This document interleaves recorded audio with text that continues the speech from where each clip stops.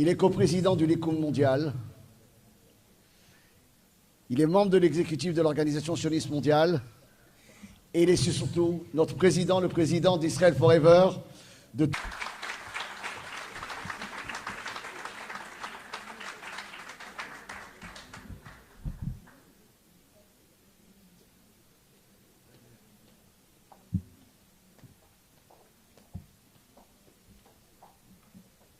Merci Yves.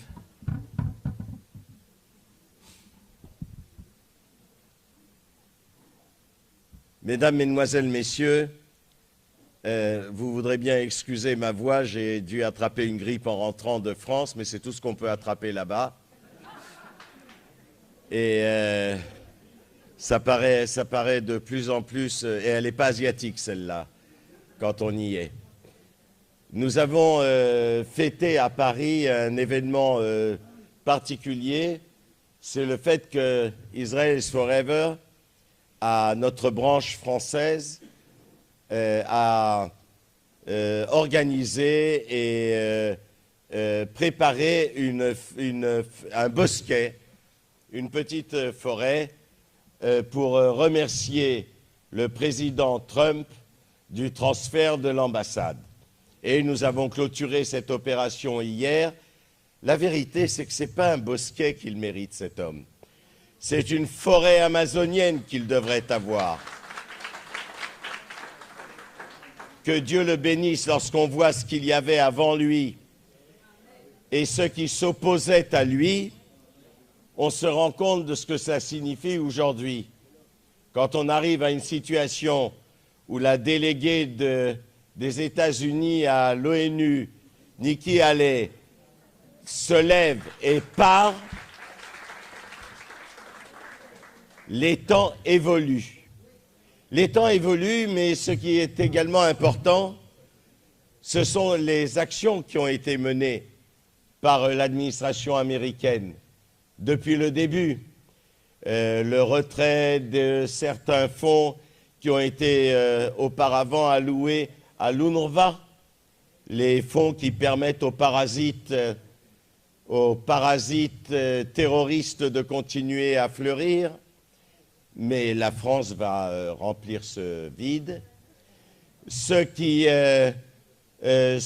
a permis la sortie de l'UNESCO, qui ne reconnaît pas le lien entre Jérusalem et Israël, ceux qui ont fait aujourd'hui le transfert de l'ambassade et surtout, bien entendu, l'arrêt de l'accord avec l'Iran. Il y a, si vous le permettez, notre prix Nobel dans le domaine mathématique, le professeur Oman, a expliqué qu'en fait, celui qui était responsable de la guerre, de la Seconde Guerre mondiale, ce n'était pas l'ignoble individu qui se trouvait à Berlin. Ceux qui sont responsables sont ceux qui ont signé un accord avec lui. C'est Daladier et Chamberlain. Ce sont les accords de Munich. Et on ne doit pas signer d'accord avec ce genre d'individus. Ni les accords de Munich, ni les accords d'Oslo, ni les accords avec le gouvernement iranien. Tout cela doit être annulé le plus rapidement possible. Mesdames, Mesdemoiselles, Messieurs, nous fêtons l'anniversaire de la libération, de la réunification de Jérusalem. Et c'est un événement exceptionnel. Je pense que de la même manière que nos ancêtres n'avaient pas vu la grandeur des miracles qu'ils avaient vécus, qu'ils avaient vu les 10 plaies qui frappaient l'Égypte.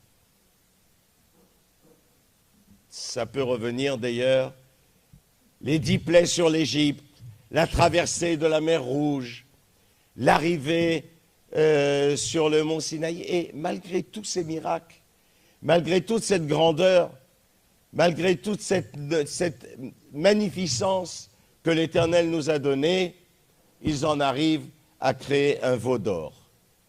Et je crois qu'aujourd'hui, malheureusement, de la même manière, nous n'arrivons pas à apprécier tous les miracles que l'Éternel nous a donnés, toute la terre d'Israël que l'Éternel nous a permis de libérer.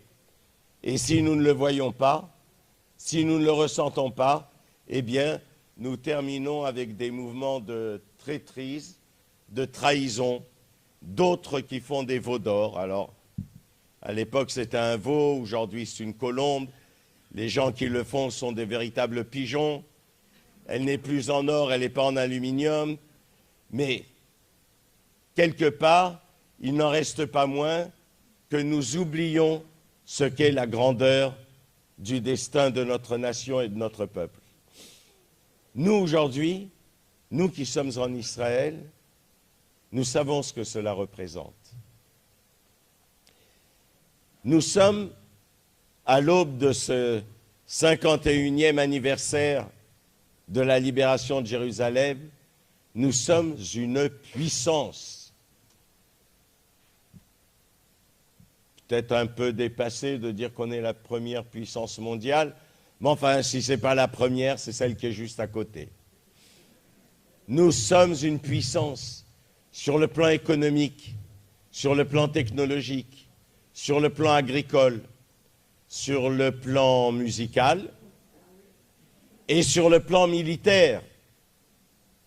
Et aujourd'hui, nous voyons ce que cela représente d'avoir un État juif.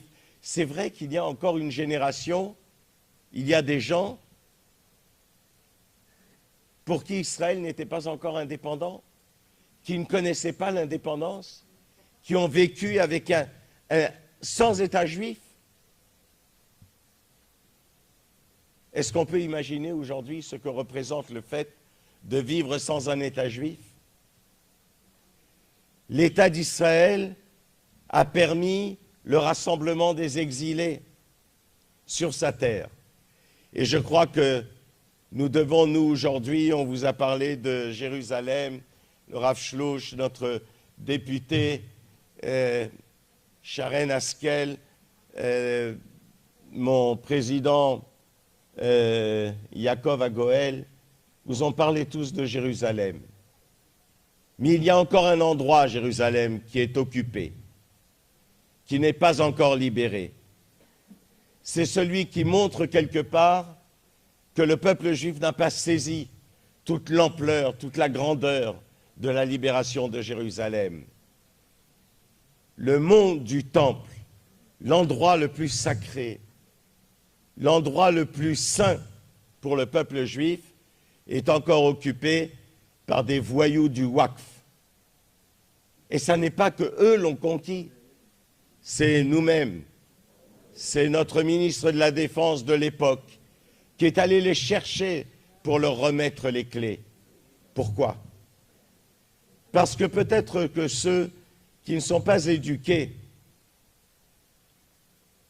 dans ce que représente le miracle d'Israël n'arrivent pas à saisir ce que doit être la plénitude, la magnificence, la noblesse du peuple juif. Et le jour doit venir, et je vous invite tous à monter sur le mont du Temple régulièrement, à montrer notre présence dans cet endroit jusqu'à ce que rapidement et réellement le Har HaBayit soit reconstruit, que le Mikdash soit reconstruit et que nous puissions de nouveau invoquer la présence divine sur Jérusalem et dans le temple reconstruit. Nous avons aujourd'hui, assez curieusement, le conflit pour le Har HaBayit, le conflit pour le tombeau de nos patriarches, le conflit pour le tombeau de Joseph à Shrem. Curieusement, ceux qui, chez nous, ne veulent pas assurer notre totale souveraineté sont ceux qui ne comprennent pas pourquoi nous sommes revenus ici. Et nous avons en face de nous des usurpateurs de l'histoire. Ils usurpent tout. Ils commencent très tôt d'ailleurs, puisque eux prétendent que la ligature de Yitzhak n'était pas cela et que c'était le sacrifice d'Ismaël. La vérité, c'est qu'il aurait mieux fait. Ça nous aurait évité un certain nombre de problèmes aujourd'hui. Mais le fait est que depuis le début, ils trichent, ils mentent, ils usurpent notre histoire, ils parlent de Jérusalem comme s'ils savaient où ça se trouve. C'est nous qui, à Jérusalem, prions en permanence. C'est nous qui, comme l'a rappelé tout à l'heure notre député, brisons un verre le jour du mariage pour nous souvenir de la destruction du temple et de la nécessité de le reconstruire. C'est nous qui répétons jour après jour, 3 fois par an, 3 fois par jour, dans toutes nos prières, la bénédiction sur Jérusalem. C'est nous qui déclarons depuis le jour de l'exil, l'an prochain à Jérusalem. C'est nous qui disons que ma droite dépérisse si je t'oublie Jérusalem. D'ailleurs, je préférerais que ce soit la gauche qui dépérisse une bonne fois pour toutes. Ça nous serait mieux. En tout cas, mes amis, ce qui est certain, c'est que notre lien avec Jérusalem fait de nous un peuple qui n'a pas d'autre exemple dans le monde. Il n'y a pas un seul peuple dans le monde qui soit autant lié à Jérusalem ou à sa capitale, une ville quelconque. Et il n'y a pas une ville qui soit autant rappelée par un peuple que Jérusalem en ce qui nous concerne. Nous sommes dans cette ville, dans cet endroit sacré, mais sacré pour le peuple juif.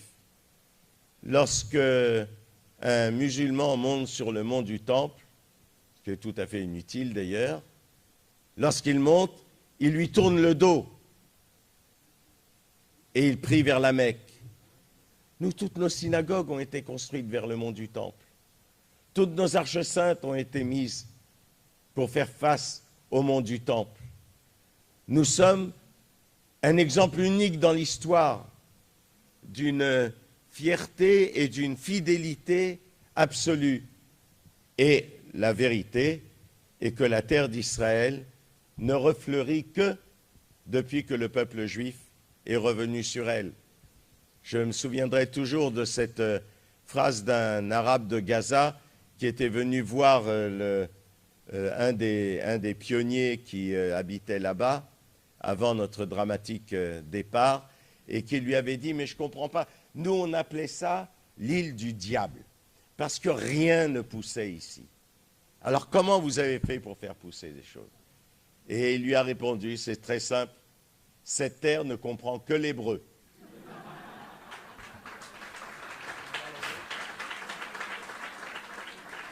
Et c'est en parlant en hébreu que nous sommes en train de reconstruire. Mesdames, Mesdemoiselles, Messieurs, notre but en tant qu'Olim de France est un peu particulier aussi. D'abord parce que nous avons toute une communauté qui doit remonter, qui doit venir, parce que nous devons insister malgré toutes les difficultés, malgré tous les problèmes, et ça n'est pas simple de s'acclimater en Israël. Et nous le savons, nous sommes bien payés pour le savoir. Ce n'est pas évident de pouvoir trouver sa place, c'est vrai, mais il faut que le peuple juif, et en particulier la communauté juive de France, revienne en Israël, qu'elle vienne s'établir ici, qu'elle vienne échapper au destin noir qui risque d'être le sien. Nous avons en Europe aujourd'hui des pays qui ont oublié ce qui était, et les Daladier, les Chamberlain règnent encore au Quai d'Orsay. Quand un président de la République française ose aujourd'hui nous dire que nous avons agi d'une manière odieuse en éliminant quelques dizaines de terroristes sur Gaza, c'est curieux. Le délégué français n'a pas fait de minute de silence pour tous les Syriens qui sont tombés. C'est dommage parce que quand ils font une minute de silence là-bas, je prie toujours pour que ça dure d'une manière permanente et que l'ONU soit véritablement silencieuse. Mais faire une minute de silence pour le fait d'avoir fait tomber, d'avoir abattu quelques dizaines de terroristes, faire une minute de silence pour en arriver au stade où le président de la République française téléphone à Mahmoud Adolphe Abbas, cette espèce de nasillon en cravate qui avait déjà sorti une thèse révisionniste, négationniste, une vraie thèse de nazi. Et on l'a fait disparaître. Parce que nous, notre gauche intellectuelle, nos journalistes sont tellement blasés, sont tellement sûrs qu'il faut d'abord aider l'ennemi d'en face. Combien de fois nous ont-ils répété que nous avions un partenaire en face? Eh bien, le partenaire a montré son véritable masque. Un nazi. Et les nazis, on ne parle pas avec, on les abat, on les liquide, on les termine. Et nous n'avons pas de partenaire pour discuter de cela. La terre d'Israël a été réunifiée dans sa partie occidentale. La Judée et la Samarie, ce sont des termes qu'il faut essayer d'apprendre à une certaine télévision française qui émet à partir de Jaffa, parce qu'il ne faut pas dire Tel Aviv, et qui régulièrement appelle ça la Cisjordanie. Ça leur aurait écorché les lèvres de dire la Judée et la Samarie. C'est vrai que dire Judée et Samarie, c'est difficile quand on essaye de prétendre que ça appartient aux Arabes et que l'ennemi doit s'y réinstaller. Nous devons aujourd'hui faire l'œuvre nécessaire, d'une part pour expliquer en France ce qui se passe, pour rétablir la réalité et la vérité. Et je viens de passer ces 2 jours en France où, quand on lit la presse, quand on regarde leur télé, et la nôtre d'ailleurs aussi, on a l'impression véritablement que nous avons commis le pire des crimes. On a transféré l'ambassade américaine à Jérusalem. Les Américains le comprennent parfaitement. En Europe, c'est très difficile, mais il y a des pays européens qui vont suivre. Il y a un certain nombre de pays qui suivront. Et bientôt, ce sera très intéressant de réinvestir à Jérusalem. 180 pays qui vont chercher une ambassade, faut le faire. Mais bon, ce qui est important pour nous aujourd'hui, c'est de fêter Jérusalem réunifiée et de fêter la Judée-Samarie réunifiée et de fêter le Golan qui nous est revenu et d'espérer au maximum le départ des terroristes de la bande du Gush Katif qui était entre nos mains. Tout ce qui se passe aujourd'hui, tout ce qui s'est passé d'hostile à Israël, c'est nous-mêmes qui le faisons. Alors, veillons à ce que notre voix soit entendue beaucoup plus fortement qu'avant, à ce que nous parlions le vrai langage jabotinskien, qui est celui de dire « Kula Sheli ». Elle est toute à moi, ma terre, et à personne d'autre. Et elle est sacrée que pour moi, et à personne d'autre. Et nous la maintiendrons, et nous ferons de telle sorte que tout le peuple juif, et en particulier que nos frères en France, viennent nous rejoindre ici et construisent ce pays. L'histoire du peuple juif se passe en Israël. L'histoire du peuple juif ne se passe pas ailleurs, et c'est ici qu'il faut être pour pouvoir l'écrire avec nous. Merci. Voilà. Alors venez là, parce qu'on ne vous voit pas là. Venez ici. On n'a pas où les mettre, ça c'est plein de tableaux à la maison. Arrête. Venez faire la photo. On va faire la photo avec Jacques là-bas. Allez, venez. Avec Jacques, oui. Je vous demandais de vous lever. Et on va terminer, comme nous avons toujours l'habitude de terminer, par la tikva.